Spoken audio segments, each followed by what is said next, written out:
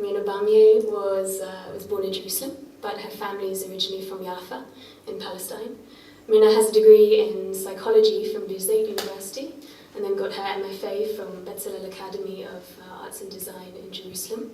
She's exhibited both locally and internationally at various exhibitions and festivals. She was the third prize winner of the Ayam Katan Foundation's Young Artist of the Year Award, which celebrates young Palestinian artistic talent in 2012. And she's been a resident at the Kathmandu Contemporary Arts Centre in Nepal, at the Delphina Foundation in London, and at Global Arts Village in New Delhi, India. And she was also a participant of Ashkelon's Home Workspace programme last year, and this is what brought Mirna to Beirut. So maybe we can begin with the piece that we see up here and in the gallery space, a manual, How to Preserve Memory. How did the piece develop for you? What was its genesis? Well, the project started after a tour that we took to the National Museum in Beirut. And the story that we were told at that time of how they were preserving the artifacts from vandalization and destruction during the Civil War. So they would take the artifacts and put them in wooden boxes and then cover them with cement blocks and hide them in the floor of the museum so they would be preserved. And that story was fascinating for me for a long time, and that preservation of history for the future was really thought-provoking for me. So I was thinking more and more of memory and the value of memory, and why is memory needed, and when does memory become a site of trauma and a site of healing. And more I was thinking about this concrete paste, and how do we as individuals and as groups and as nations, we create this concrete paste to preserve our identities, our memories, our daily lives. And that led me slowly to writing the manual and writing the instructions and the videos. These rituals that yes. you perform. Yeah. So I started by writing those instructions, and then the objects came later. On a later stage. And I was trying through this work to deconstruct the burdened vocabulary of memory and nostalgia through those set of instructions and those set of performative acts that were imposed on those memory objects. And I was trying to develop this absurd and nonsensical language in dealing with this whole memory and forgetting and preservation. I think most people have probably seen the videos, but they're so abstract in a way. How to preserve the memory of a city one no longer inhabits. How to preserve the memory of a past lover. How to preserve the memory of a face. I mean, memory itself, of course, is something so fluid and subjective and non-tangible. Yeah. How does this relate to the wall of objects that you have, that we see here, that have such physical presence? So, as you just said, the preservation of memory doesn't usually happen.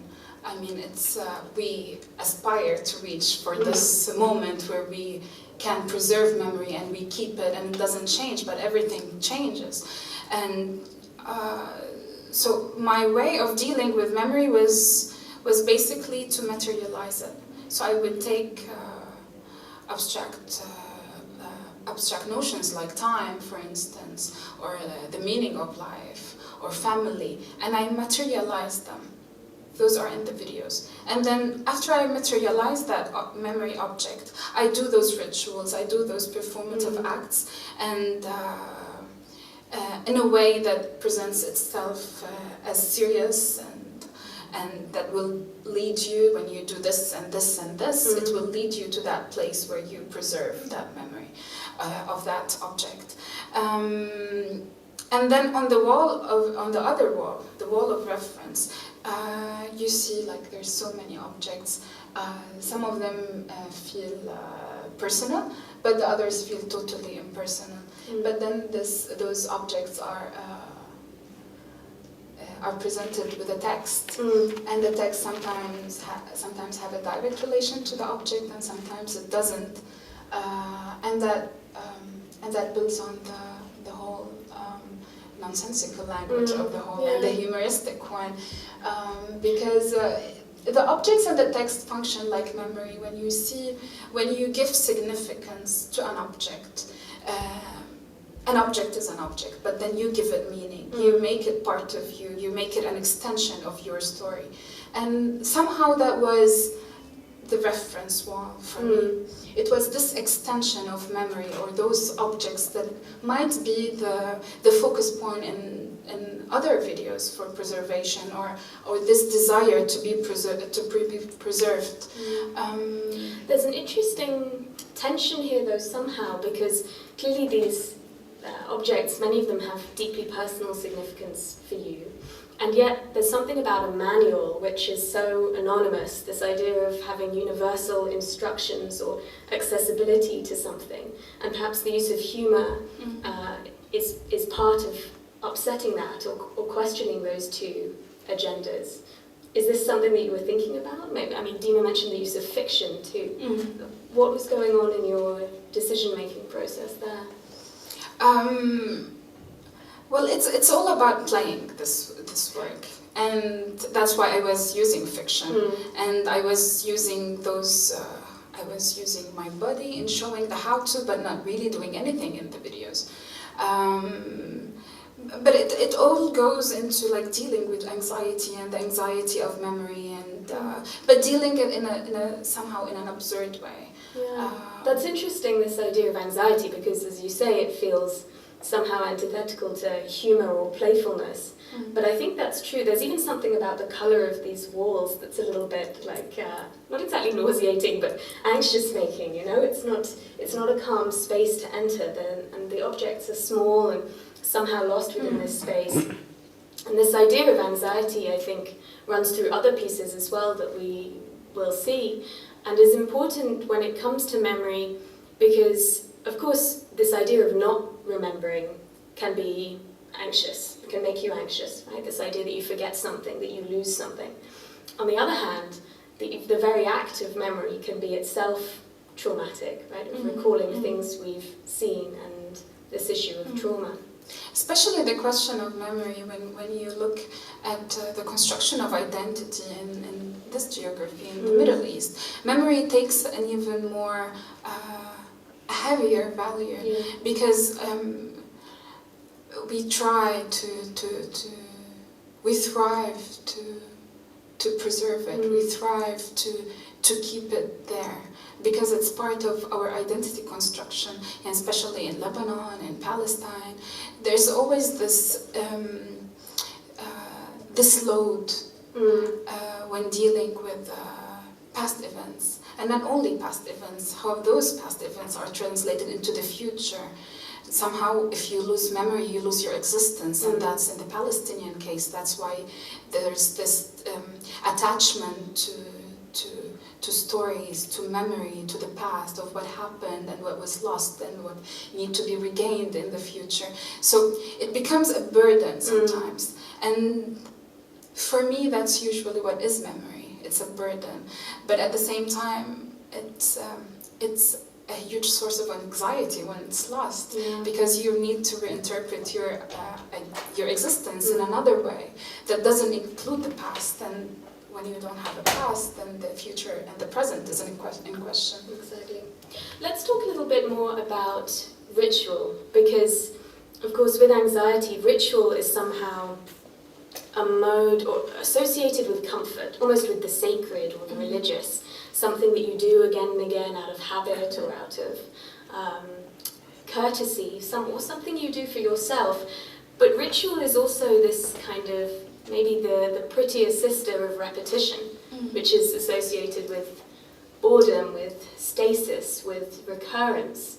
And these two things are somehow closely linked in your work in other places that we'll see too. What was ritual doing in this piece beyond the sort of ceremonial element of the videos? Well, the repetition, because I didn't want... So as you said, it's ritualistic, and in those videos it was a sort of comfort. So when you do the step, there's another step to be done, and after you do that step, it will lead you somewhere. And it was somehow I was dealing with that object in that way. I was trying to we can say master loss in that repetition, because the more you preserve memory, the more you lose it. So through that reliving of the experience over and over and over, somehow you anchor it in the present until it's totally lost.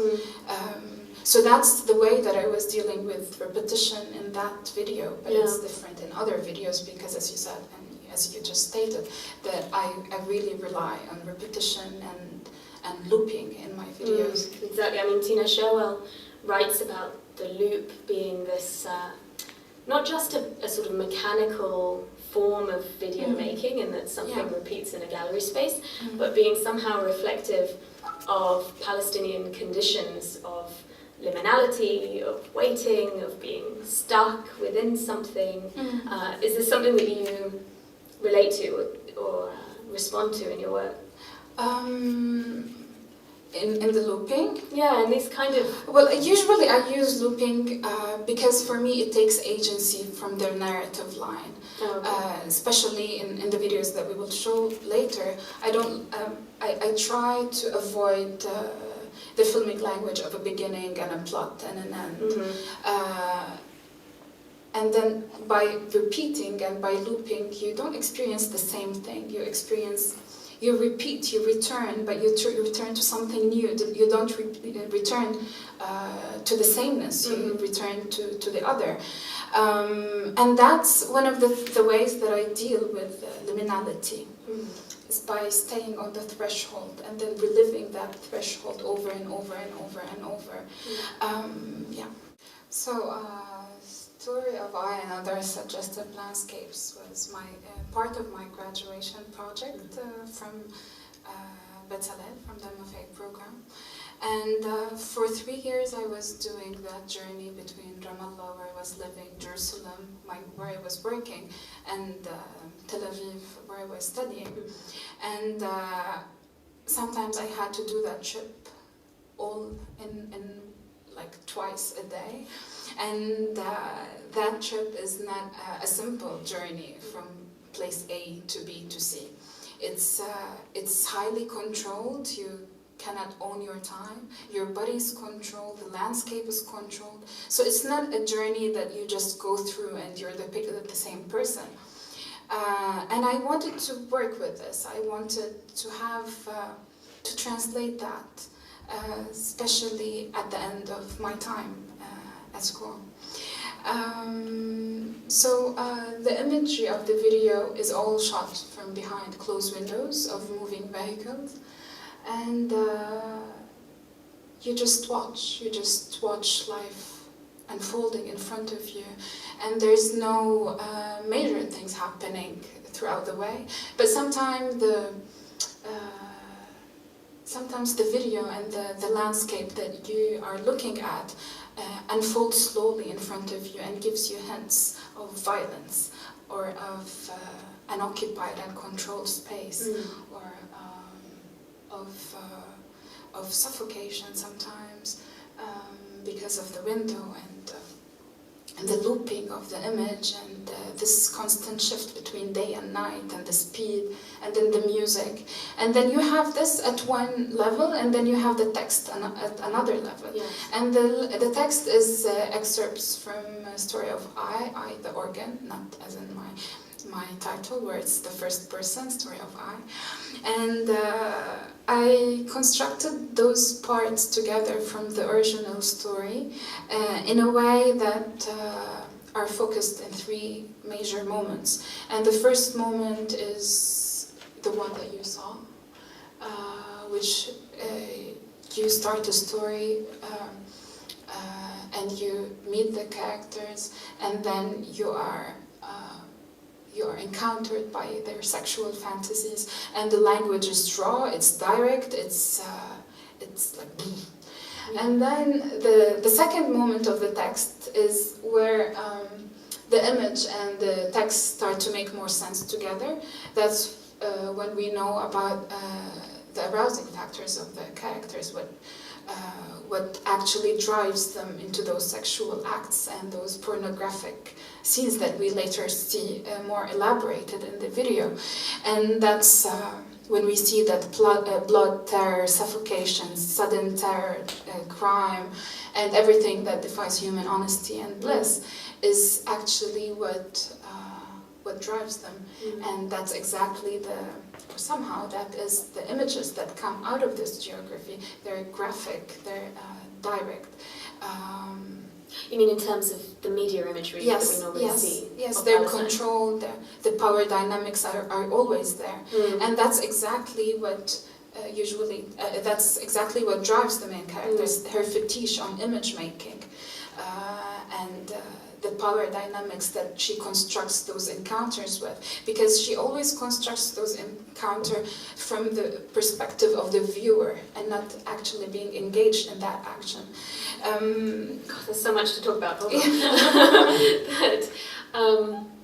I mean, firstly, it's interesting that in some ways the work then is an attempt to counter the media imagery that we see from Palestine, right? That instead the landscapes... Palestine and Israel. Israel, Palestine, exactly. That the images that we see here in the film, of course, are relatively mundane, everyday, and yet this text then is intervening in a really interesting way with its eroticism, with its perversion, with its intensity.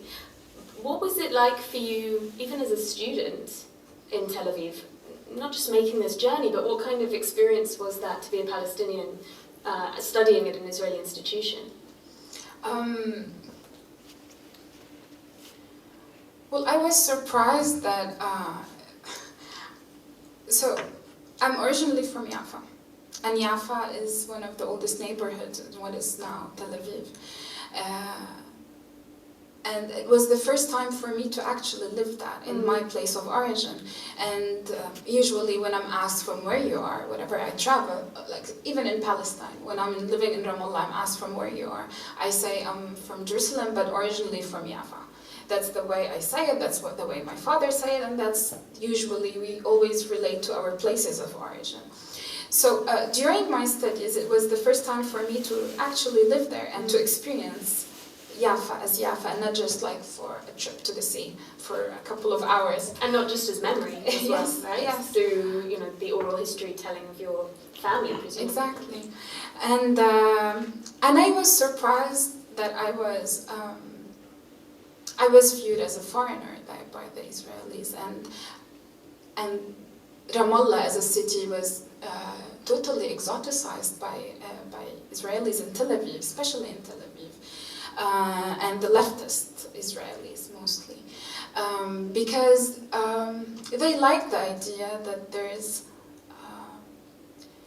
something different in Ramallah that is different than the other cities, and most of the Israelis have experienced Ramallah as soldiers, but they didn't go to the city, but they hear all the time about the nightlife, how it's different than the other cities, and all those stories, but they cannot access that. It's illegal for them to be there. Yeah. So it becomes this place that they constructed all those stories around, but they can never. Yeah. And it's not usual for a Palestinian from Ramallah to be in Tel Aviv. So I was always asked, how is it in Ramallah? I heard it's really amazing, and people are free, and you walk normally in the streets.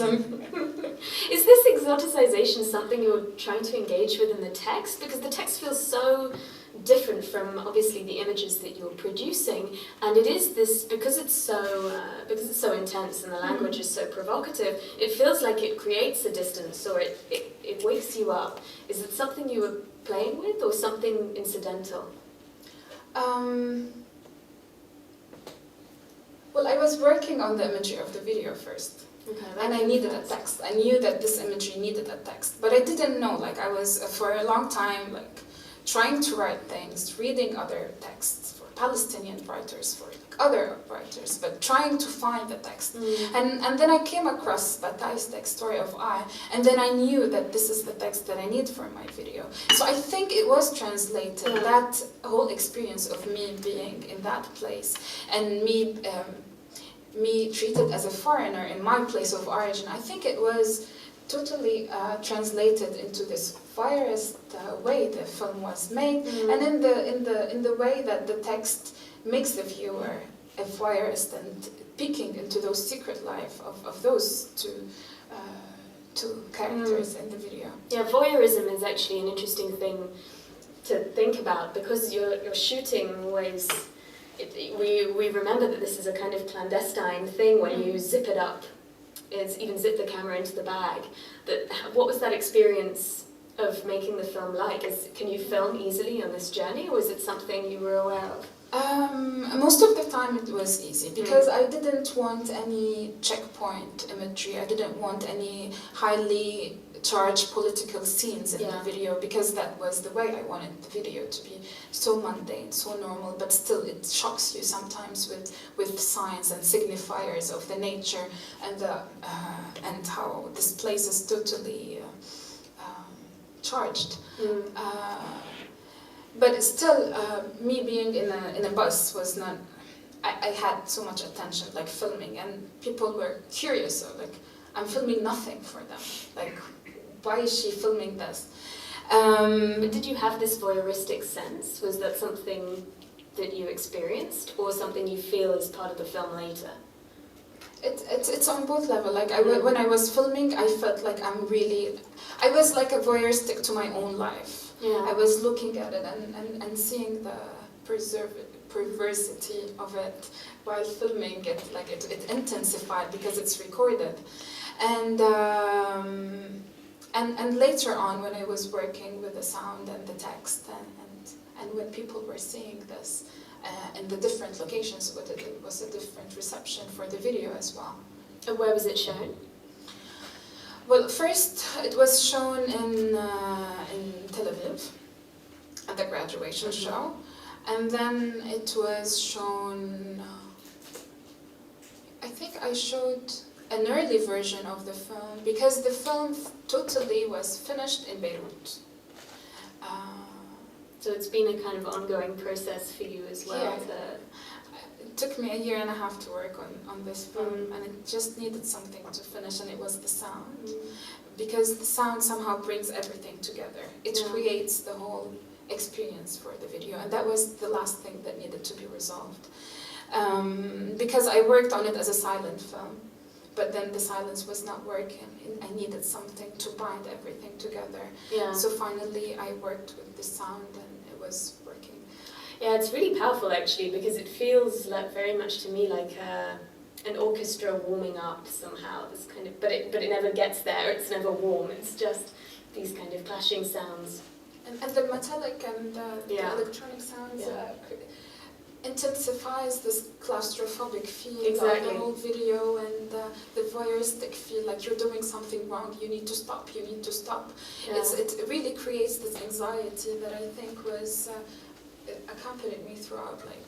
That's it. It brings it back to anxiety. Exactly. What does because you say that when you talk about the ways in which being in Tel Aviv made you sort of reflect on your own self through the eyes of others, that comes through here also or we see it in the text, in Simone's fetish over image making, her love of the image of things that resemble eyes, eggs, and I don't know what else. What was something resolved for you in doing this? Because it feels like a very personal, almost cathartic experience in hearing you talk about it. Did you find a resolution of some kind in making the work? Was that the idea? Well, I think I resolved that period of my life by materializing that journey through this video. For me, it was a way of regaining control over that time that I was spending. And it was 3 hours of my life, like going on and coming, two ways. So it was lots of time that was just being wasted. And for me to do this film, it was, as an artist, that's the way I wanted to resolve it, by creating something out of that, and translating my feelings, translating my thoughts and my experience through this material thing that I will show over and over. And I think the more I will look at it and the more time passes, I will reflect more on that period of your life. Yeah. Time is such an interesting thing in Palestine and in Israel, because they run on different times, right? Because of the occupation. I mean, I've done this journey just a couple of weeks ago, and it really is these two paces. You know, the Tel Aviv to Jerusalem, whoop, you can be there in no time. 1 hour. Exactly. And then as soon as you want to do that journey, geographically, of course, Jerusalem to Ramallah is no time. I mean, if there was no war there, exactly 20 minutes. But instead, 20 minutes can take forever. Hours. So these sort of different stretchings of temporal experience, I think, is really interesting, because what you do in the film is merge these along with space. Like you say, you can't tell where Ramallah becomes Jerusalem, becomes Tel Aviv. There are markers where the Arabic becomes Hebrew, or you see a soldier, or you see the wall, or you see the old walls of the old city. But these things are kind of become a bit mystifying for the viewer. If you watch the whole film, the buses also start to go in circles, and you get disoriented, and day turns into night, turns into day again. That playing with time and space feels really important to your experience, right? Of these things being both out of your control and yet utterly structuring your experience of your journey. It goes back to the notion of repetition and looping, because for me it was never a linear journey. It was always going in circles, and the notion of time changes, and the notion of space changes, and the experience changes. So yeah, it was part of translating. Maybe thinking about time and space leads us into the next film we want to show, in that it's quite different. It's also coming from an extremely personal place and from personal archive, but it's also thinking about history and these two spaces, Beirut and Jerusalem. So I did this. This was the first time that I deal with personal archives, and that I do a work that's that revealing about my personal story. And in Beirut, 2 months after I came, when I was living in that house, my grandmother's house. And I never even remembered that video until I was in that house. And it was my way of dealing with my other half in this city that I will be staying in for, at that time, for a year during the Ashkal Alwan program. So I had this urgency to resolve that. Maybe now that Yafa disappointed me, maybe I can find refuge in my other half. So I asked my sister to send me, to make the VHS tape into DVD and send it to me. And it was 2 hours of footage, and the process itself of working with that image that I was watching, it was on loop as well in our house when we were kids. And it was a personal process for me, how to create this distance between myself and this image, between my story and that story that is created at that time before I was born, and trying to understand, which I think was the drive throughout the film, trying to understand the present through looking back to the past, to looking at my parents, understanding yourself when you know your parents' story somehow, but not only that, but understanding the politics of what you're living, of that place, of this rupture as well between Lebanon and Palestine, by looking at the time where movement was possible and traveling was possible. There's a journey in this again. You say the possibility and impossibility of this journey then and now is something fascinating to you. What role does the body therefore have? I mean, I was really struck with the image and this sort of overlaying of the film, one on top of each other, somehow texturizes this again. There's something bodily about the work, if I can put it that way. Well, the body in this video become an agent for revealing politics of that time, and revealing how politics and the events that was happening at that time, how they were controlling the events and controlling those bodies. And somehow there's something about, like, looking at those bodies moving in the images, and with the text. Those bodies didn't know the future story that's being set on the other half. At that time, that home video was filmed. Those bodies didn't know what will they experience, and what time is in store for them. It's a very eerie feeling, right? You're watching this present and you're narrating their fate at the same time. There's something kind of, again, voyeuristic in that, or omniscient. And I suppose this is probably my next question is, what, like the subtitles feel to me to recur, certainly in Manual and Suggestive Landscapes, and in this too. They have this this kind of omniscience, this idea. It's not a voiceover, it's something written. There's an authority in that. Is this something you've thought about? In the previous films, yes, but in this one I didn't treat the text as subtitles. It had an entity of its own. It was almost taking half of the image, so they were competing on the attention, and I wanted whoever sees the video would be lost at moments, and sometimes the image would take you, but other times the text would take you. Because in the other works, when I used subtitles, I used it as a usually like subtitles, a translation of something that's being said in a foreign language, or a language that needs to be interpreted. And in my case, usually it's the language of the video that says another language, or conveys a visual language that's different to what is being said. And I want this two worlds being overlapping together in the works. But here you have three layers. You have the text, you have the archival footage that's being edited, and then you have another layer which I don't think was so evident in the projection now, because it was too dark.